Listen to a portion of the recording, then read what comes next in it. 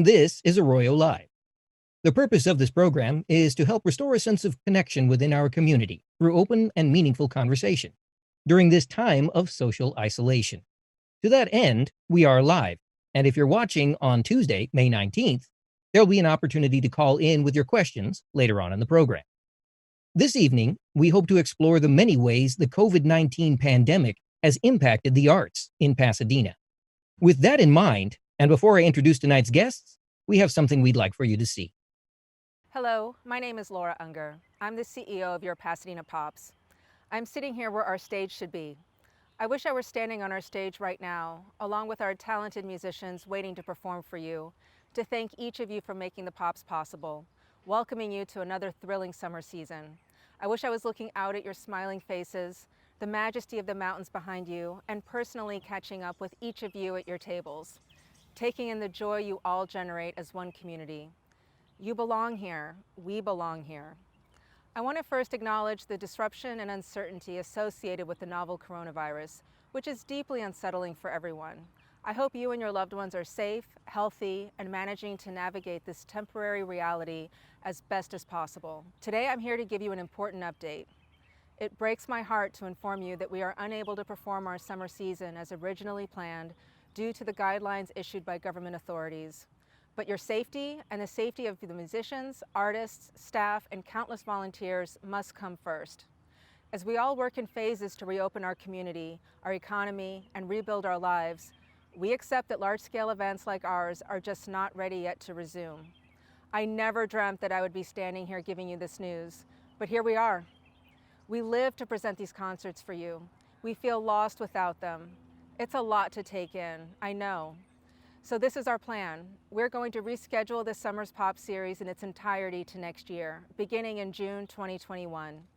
We're going to roll over all subscriptions and single ticket holders' accounts into next summer, fully intact. We will be ready to bring back our one-of-a-kind concert experiences that mean so much to all of us next summer. In the meantime, we're adapting. We're going to stay connected with you online with our Play at Home with the Pops archival series and our In Conversation videos with conductors, musicians, and guest artists. As we navigate the weeks ahead, we'll be giving you regular updates and creating new ways to ensure we stay connected with you. As you know, we are not a commercial concert enterprise or a national sports team. We are a nonprofit arts organization that presents unique musical performances of the highest caliber. We exist to inspire you, to entertain you, and to create a magical space to make lifelong memories with the ones you love. Thank you for being part of our Pops family. Together we will come back, we promise.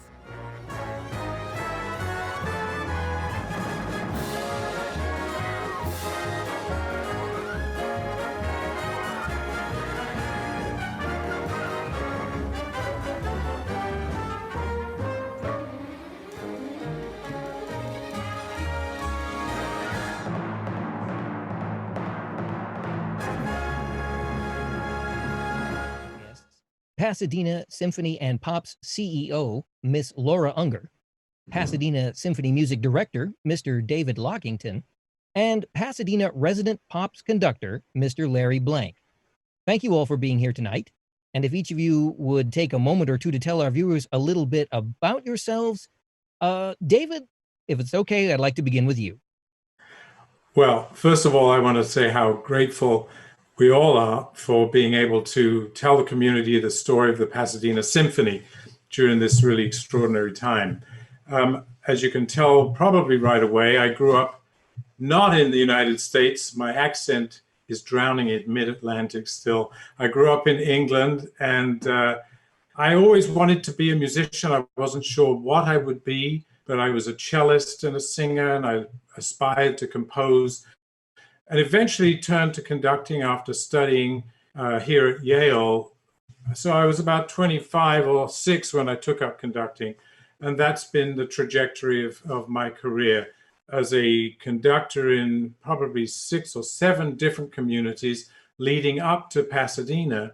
And it's the thrill of being able to share music, the live experience that drives me to want to be a music director. It's the gathering together of everybody around the making of music that makes it so special, I think, for everybody.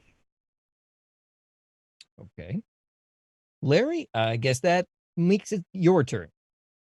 Well, I grew up halfway to England. I grew up in New York City, and you can tell by my accent that I'm not a Californian. But I've been out here since about 1983.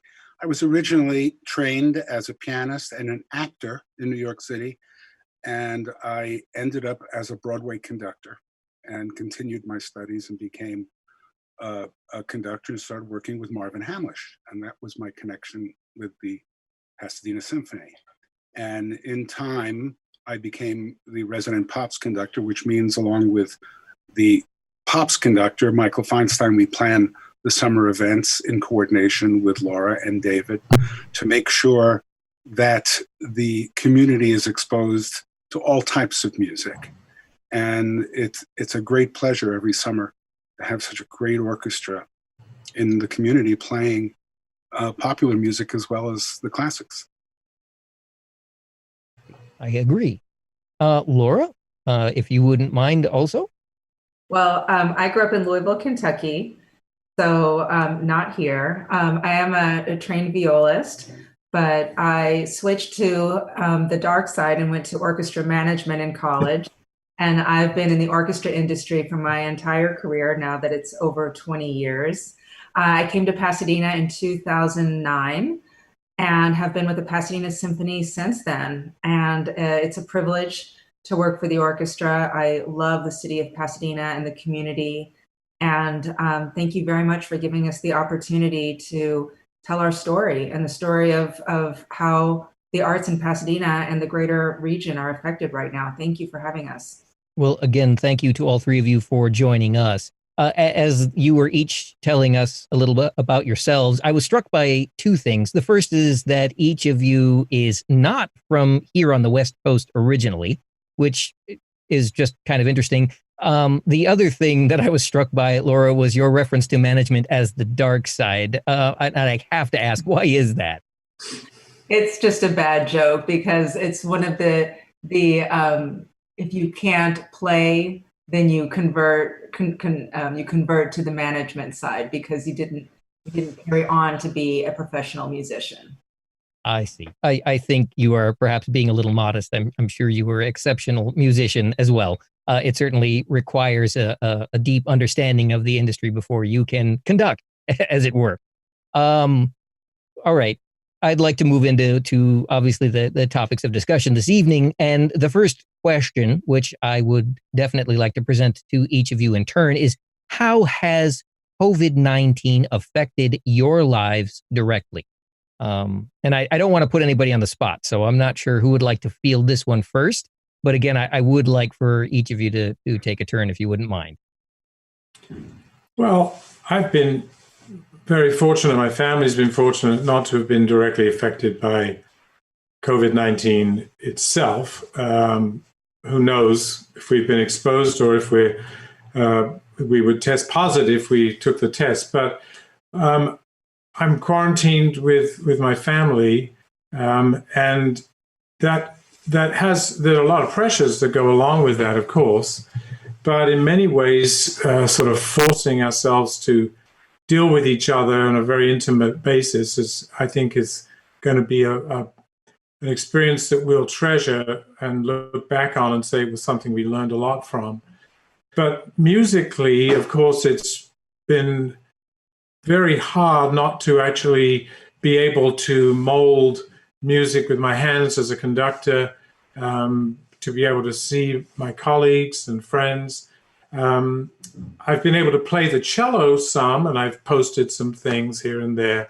And that's been fun, but it's the making of the music and sharing it with our audiences that's so special about what we do. And so I've missed that a great deal, as I know all my friends and colleagues have. All right. I'll go next.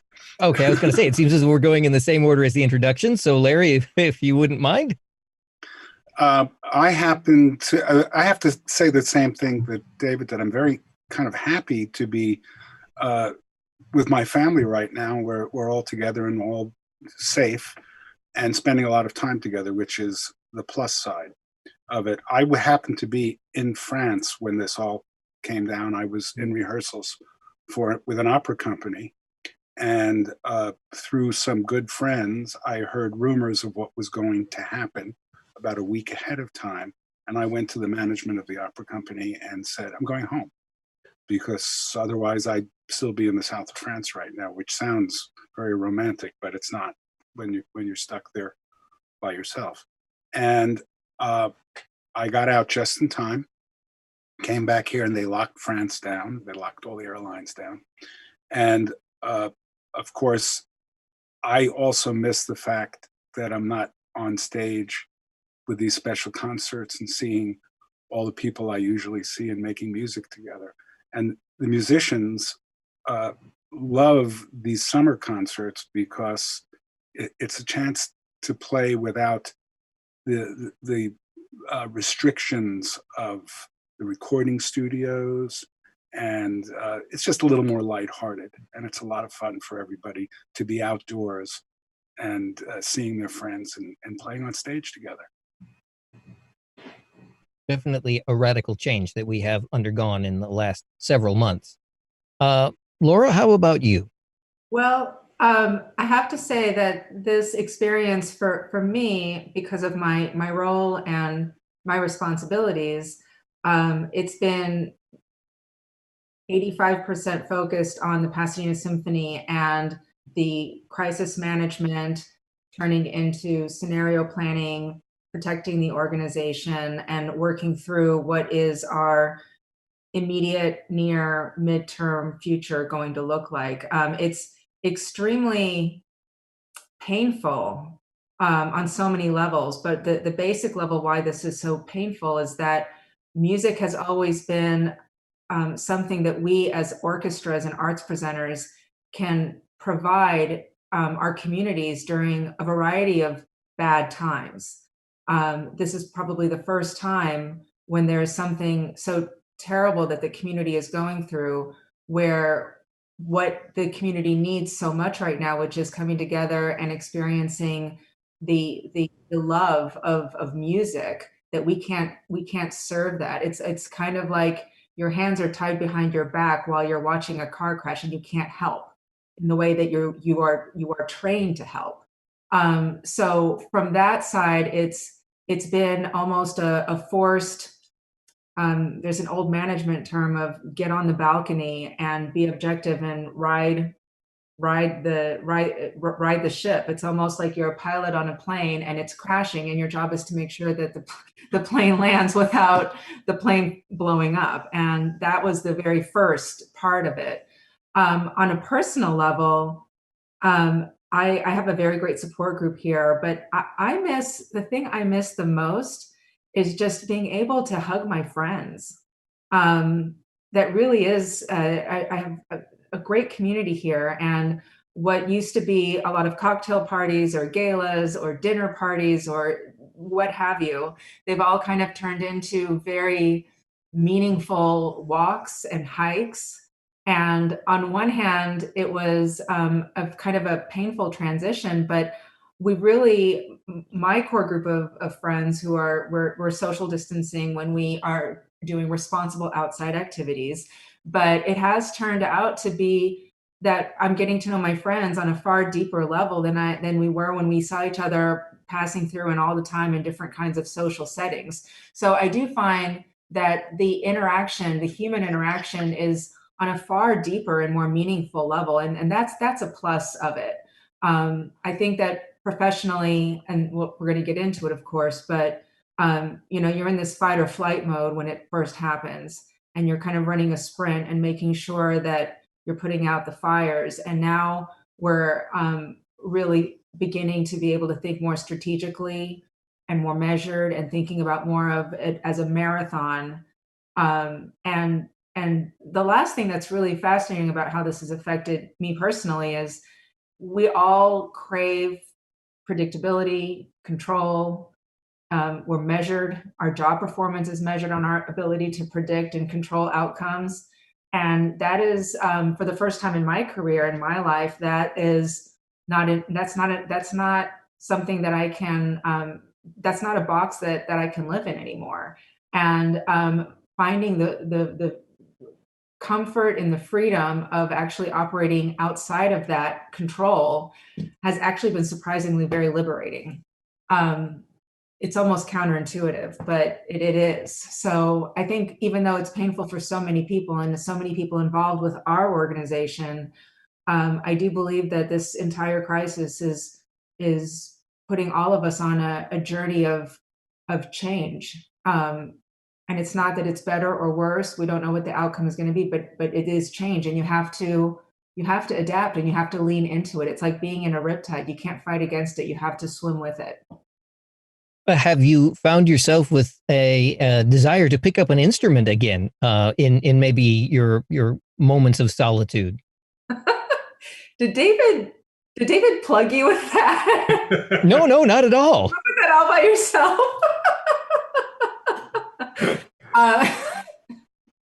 This is wild. The universe must be prickling at my neck. No, I picked up my viola once just to prove that I could still play it, and it was very difficult. As I joked with David, it took me 20 minutes to tune the instrument, and I fiddled around with it. And if I tried really, really hard and decided to be disciplined, maybe in a year I could play something basic. But I find more of my joy in arranging flowers, cooking, a lot of outdoor physical activity, very much into sports and athletics. So playing the viola is something I happily left behind 20 years ago. I was going to say, so it seems that it has helped you reaffirm that you made the right decision by moving to the dark side, as you put it. Oh, I don't miss playing the viola at all. I love, for me, it's about listening to the art form and experiencing it at the level that I want to. And for me, it's about supporting and creating it on the way that I do because of my job. I don't miss actually performing at all. It was a massive source of stress to me, and it's just not in my wheelhouse. Administrative management and working with artists is in my wheelhouse. So I'm very happy doing what I'm doing. All right. Well, Lora, I think you sort of touched on my next question a little bit earlier in some of the things you were saying, and there may be more you'd like to add to this in a minute, but I suspect that this question will probably head more in the direction of Larry and David. What I'm wondering is, now that we are all sequestered, as it were, we're all forced to more than just socially distance. We seem to have socially isolated ourselves. How does one work from home in this line of work?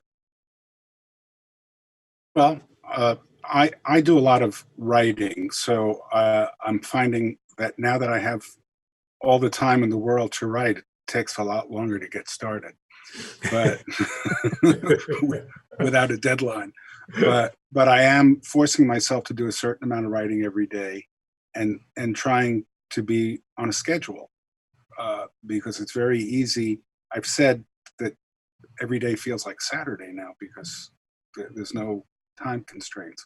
But also, I think we all spend a lot of time communicating with all of our friends, probably much more than we're used to. Spend a lot of time Zooming and a lot of time reaching out to people we haven't reached out to in a long time, and talking about music and other things much more than we might have done before. So I think there's some good out of that.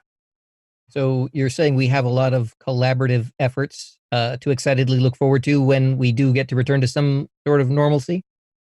Absolutely. We've been, the three of us have been talking much more than we have to do during the summer when we're running to the stage and running to do a concert. So there's been a lot of communication. Well, it sounds like there are definitely silver linings to this cloud. David, how about you? What does a normal workday look like for you now? Well, one of the interesting things about being a musician and being a conductor in particular is that no day is like any other day. You might be in a different city, working with a different orchestra. You might have a lot of things to do at the computer, a lot of phone calls or video calls. So this is just a different kind of structure of a very free kind of lifestyle in many ways. Obviously, there's a lot to get done. I don't have to learn any music right now. I'm sort of writing a little piece, but I'm not a real composer like Larry. But one of the things that I've been struck by is the technology has facilitated us being able to talk to our community, to talk to our members of the orchestra, to talk to donors, to talk to audience members. And we've been doing that. Larry alluded to that we've been actually doing interviews that we've been posting on our website with people in the community, in the orchestra. And I think that this is, again, harkening back to what I said before, my love of being a music director is creating that community. So this is just a different way of drawing people in to this concept, this thing that we love so much. One of the things that I have really enjoyed doing for many years, but have really appreciated the audience coming to the Pasadena Symphony, are our pre-concert talks. An hour before the concert begins, I or myself and others will talk about the music, and we'll have slides, and we'll do a presentation that will create a context for the whole program. And I enjoy doing that because I sort of see the audience face to face. I see the whites of their eyes. And I think the audience likes getting that context too. And so in a way, this sort of Zoom webinar kind of environment is an outgrowth of that kind of thing. So I talk to musicians, we discover things that we didn't know about each other. We discovered somebody's a potter or an artist or a statistician. I mean, it's amazing how talented all the people are that we work with. And mostly we just throw together concerts and then have a drink and go home. So this is a great time of revelation in many ways, getting to know so many different people through this different kind of social media. All right.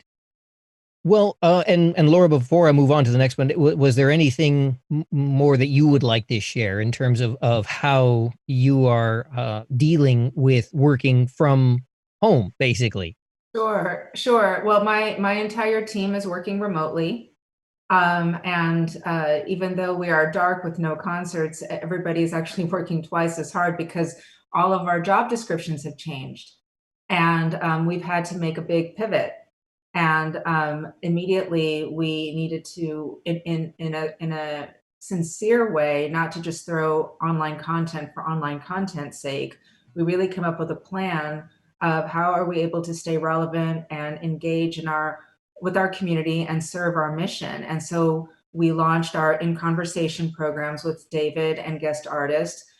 We have a treasure trove of Pop's archival videos because our Pop's concerts are we have large screens. So the entire concert is captured by video. So we have, going back to 2013, all of our concerts, it's 20 concerts of archival video, and there's probably numerous snippets from those concerts. So we were able to actually open the vault and give out weekly episodes of archival Pops performances.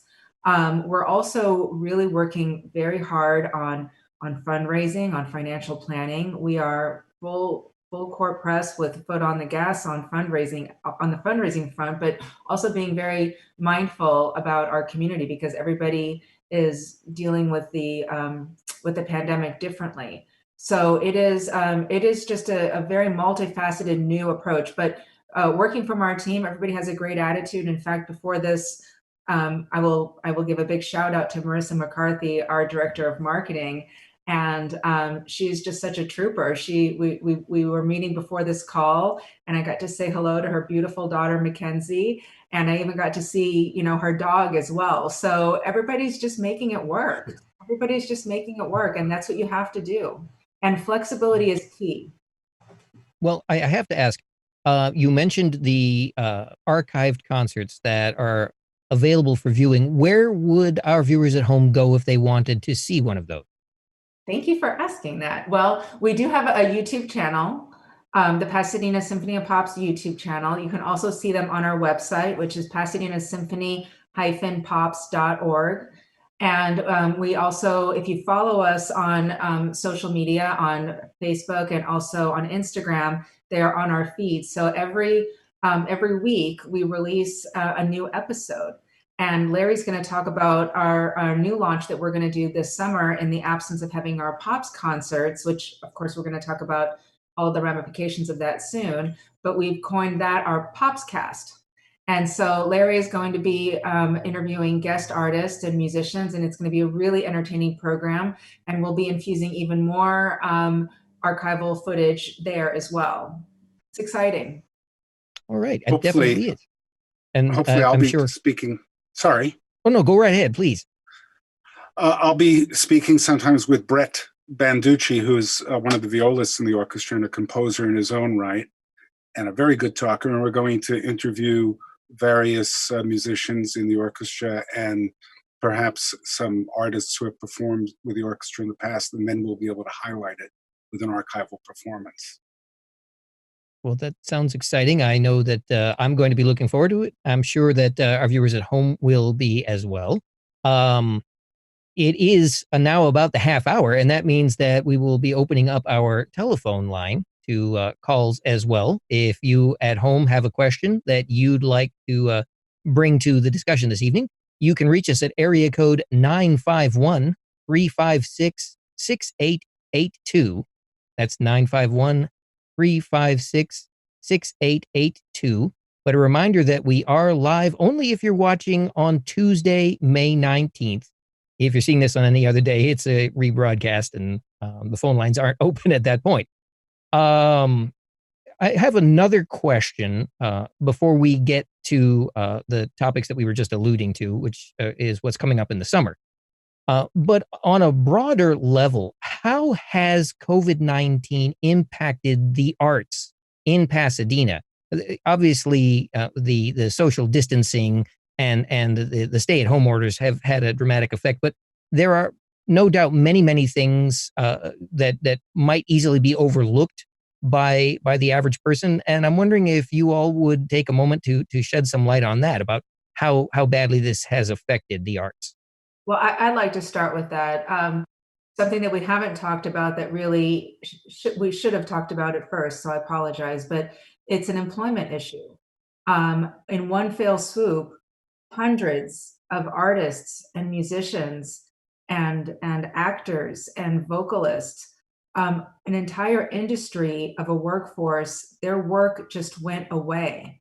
They're not able to work from home. They're not able to come up with substitute alternatives. Their entire ability to make their livelihood, the livelihood that they've spent thousands of dollars in the best education that money can buy and a lifetime of commitment, is right now gone.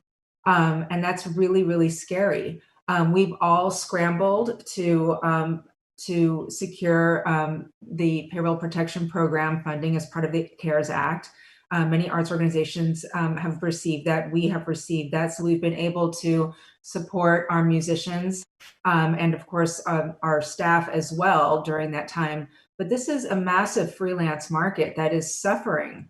And they're suffering in similar ways as the restaurant workers. But even there, it's different because there's not a to-go option.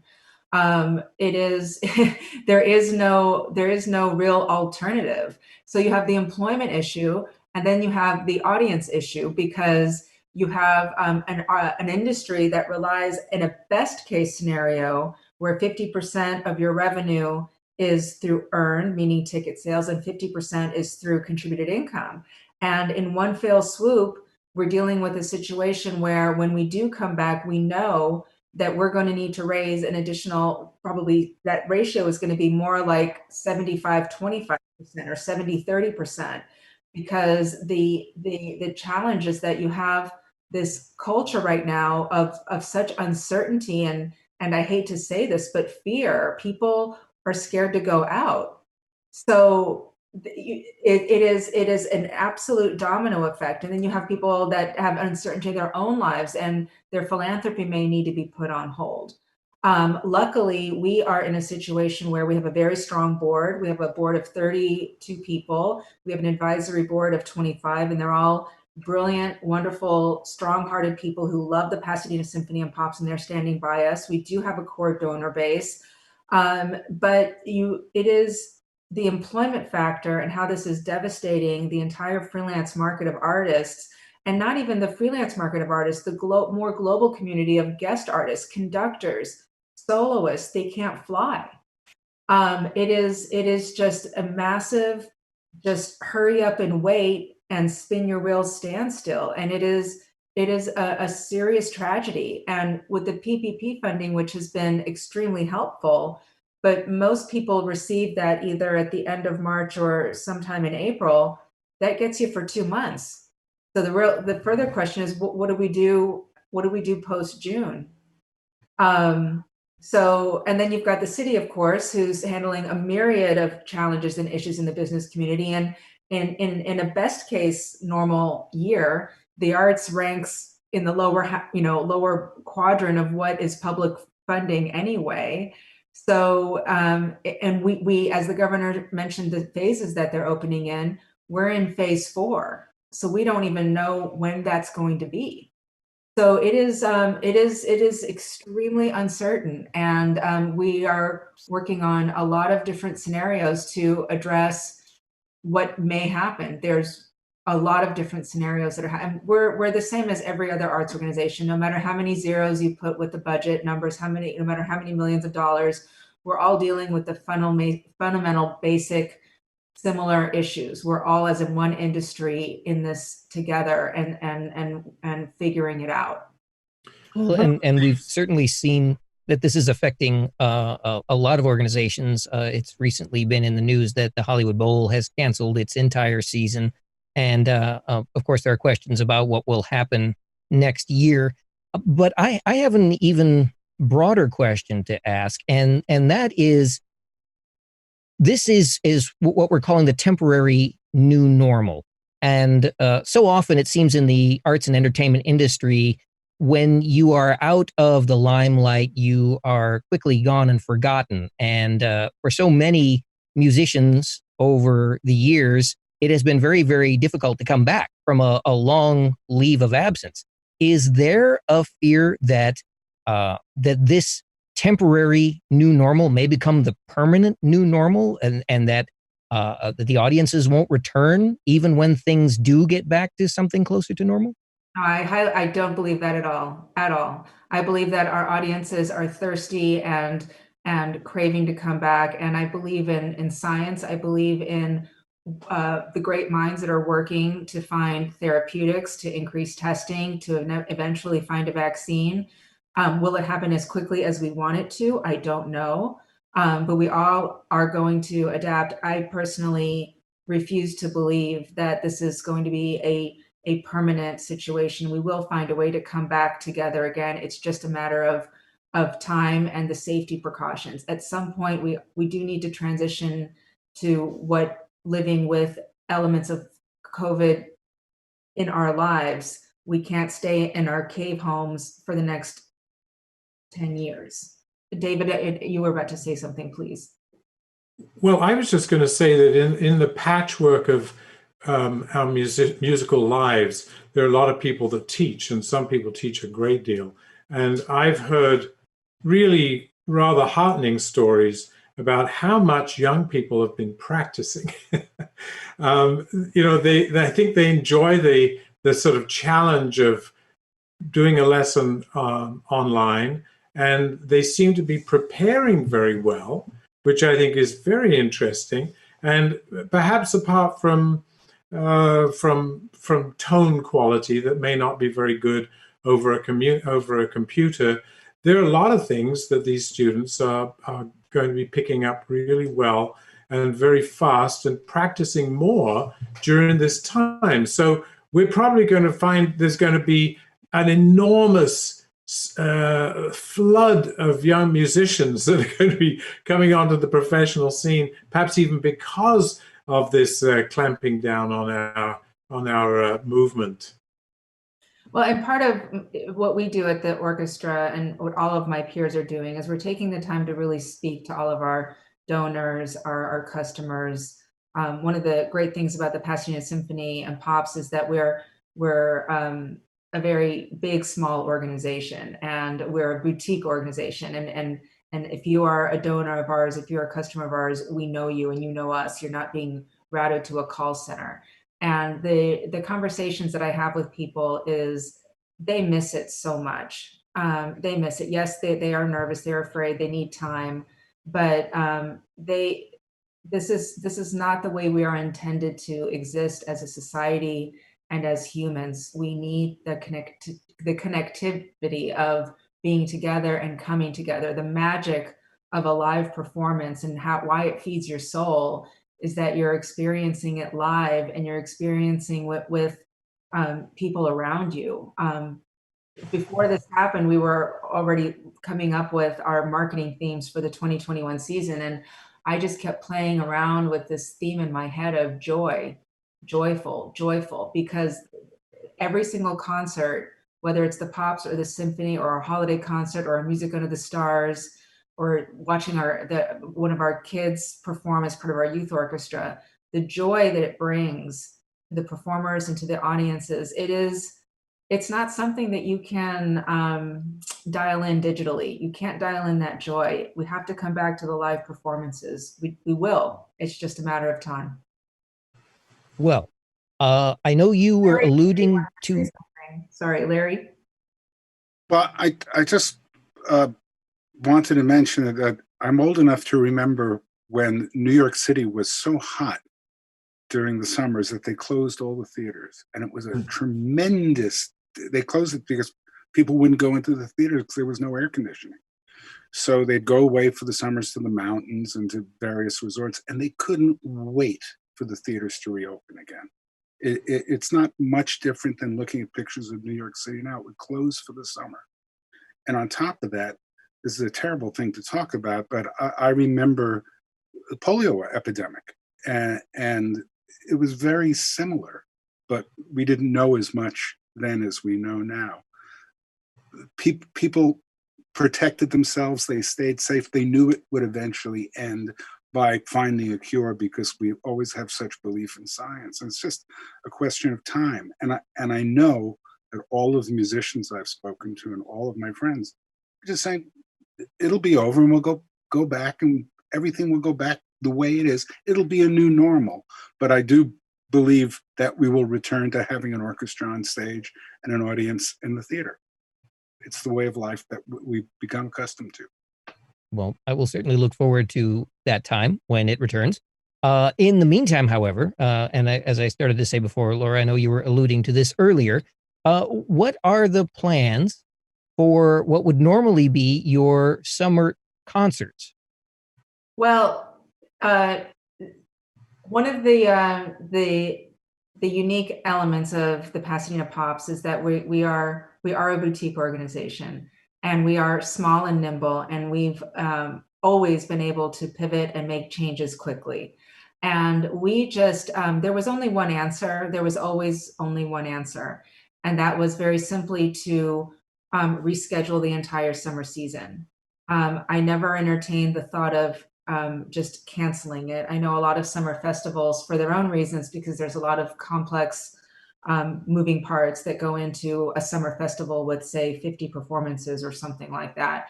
Most summer festivals have actually opted to just straight up cancel their seasons.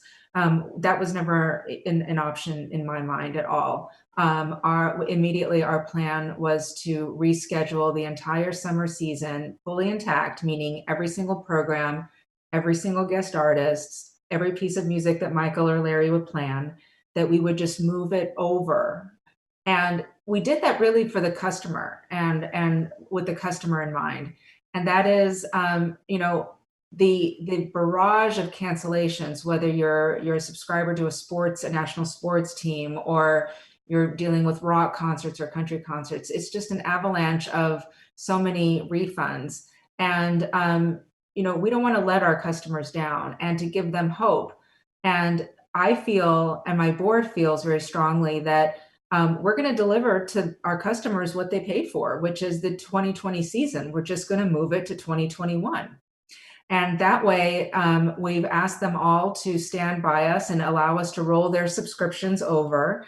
And that way their money is secure, it's intact, and they're going to get what they paid for. They're just going to get it next summer because we're physically unable to do it this summer.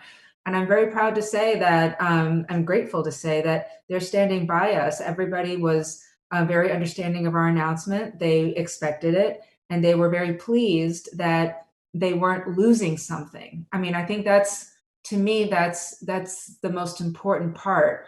Everybody's losing so much right now. I don't want our customers to feel like they're losing the Pasadena Pops experience.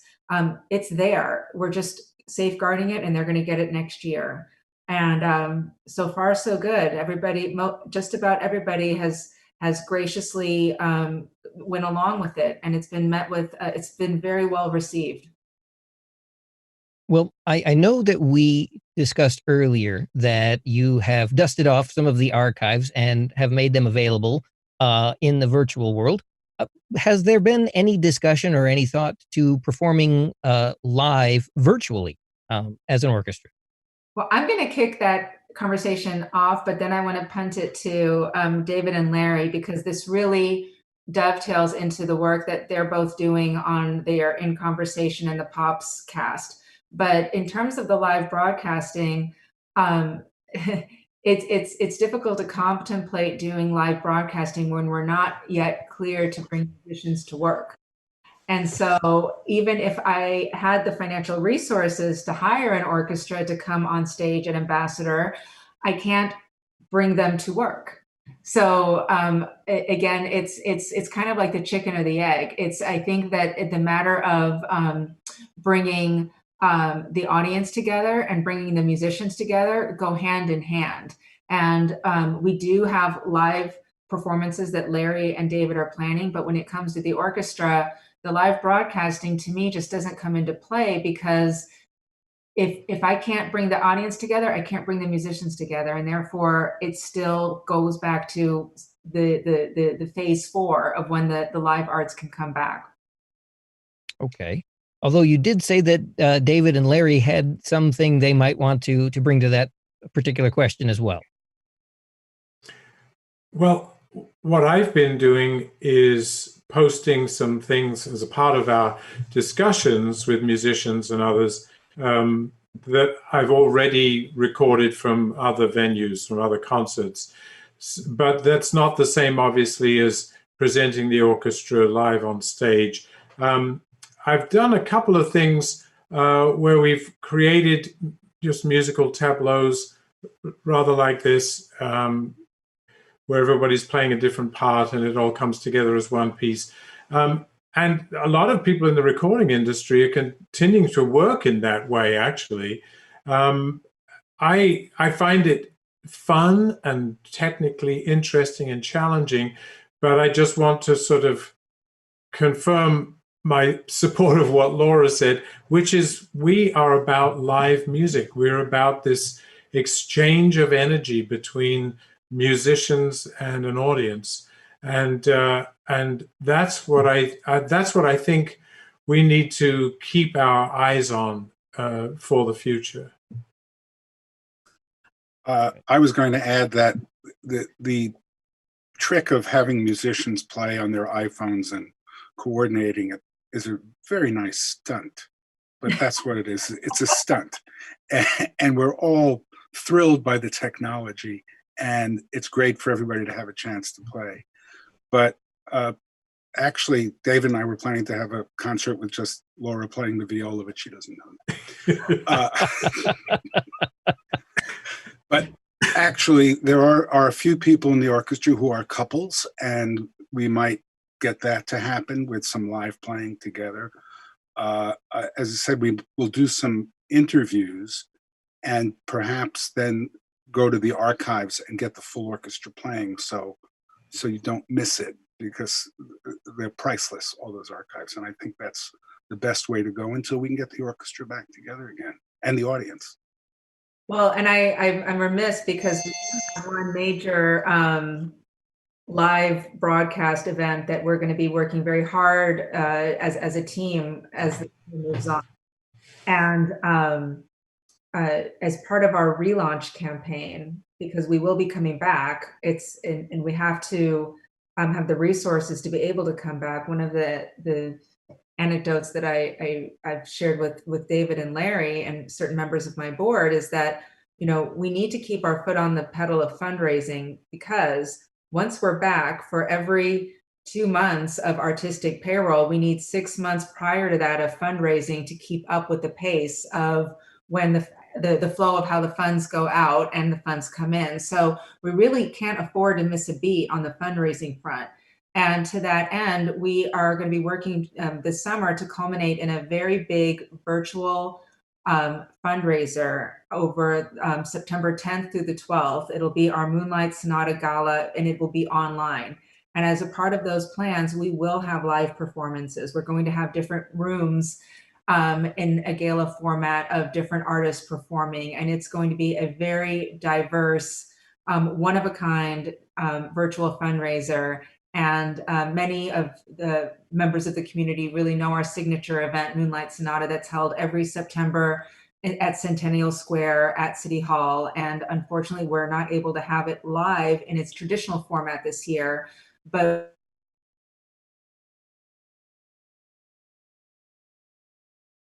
online, and there's a lot more to come. So breaking news here about that. We haven't even made the official announcement, but that is what we're going to be working towards. And I think that I know that our supporters in the community is going to be very delighted to see what we come up with. I remember when we had our first gala with Marvin Hamlish back in 2011, and it turned out to be a who's who of a cabaret of stars that came in for our first gala. So we're going to try to recreate an online version of that. It's going to be something really, really special. That sounds wonderful. We actually have a phone call from Danny. Danny, are you there with us this evening? Yes, I am. Thank you for joining us tonight. How are you? I'm well. I hope you guys are well. Fine, thank you. What's your question this evening? Well, first of all, it's great to hear from these two people. It's wonderful to hear about this. So as a kind of low-level live rock musician, I find that a lot of the people I know, groups that I know, when they do go live or post a video live on Facebook or whatever, they do offer a GoFundMe campaign. I'm not sure if you guys would be able to do that, but I'm sure you've thought about that. Would that be something you would be interested in, or what would you do to kind of do something similar to that? Yeah, Danny, we're GoFundMe 365. What was it? I missed that. What? We're GoFundMe 365 days a year. That's great. That's every day for us. Yeah, that's good. And I find that it works. It works for a lot of us. But I know you guys are a much bigger situation than what we've got. But people do want to give. They do want to give, especially when they see something live. That's just what I see in my experience. Thanks. Well, Danny, thank you so much for your call this evening. We hope you are staying safe at home. I am. Hope you are too, as much as you can. Thank you. Okay, Laura, I guess this one will probably be directed more to you. You have mentioned the fundraising, and our caller even mentioned things like a GoFundMe account. But I'm wondering if there has been any support at the federal level, or from the state, or even at the local level from the city for the arts. Sure. Well, at the federal level, my goodness, we're all aware of the CARES Act, which has been very, very helpful. So certainly from the federal level, we've been able to participate with the Payroll Protection Program, and we, alongside, I think, all of my peer orchestras that I know, have been able to receive funding from the PPP. There's also the opportunity for the disaster relief loan. I believe it's called the EIDL, the SBA loan. That is very much in flux. The parameters around that are evolving. It's certainly not a sure thing at all, but it's something that is in the buffet of items that we're looking at. From the state level, we were able to be renewed for our California Arts Council grant for our education programs. So that was very helpful. We also have had help from the county. We were able to we have a rolling grant cycle that we are with the Los Angeles County. We were able to continue to utilize that. From the city of Pasadena, we just submitted our grant to the Pasadena Arts Council. Excuse me, it's not the Pasadena Arts Council, but the city of Pasadena Cultural Affairs Department. And so there is a trickle down effect on that. So it's there. I think that the biggest help was the payroll protection program, and that is a really big deal. And at the same time, it's very, very difficult because it's 2 months. It's 2 months, and that's very helpful. But we as arts organizations are going to be dark for far longer than 2 months. So it's a challenge. But the good news is that people are very much responding, and people that care about the arts and care about organization, they're standing with us. We do a lot with education, a whole lot with education. Our youth orchestra is providing all online virtual content. In fact, they're going to be performing live to finish their school year. But the government funding is really kind of squarely on the PPP side.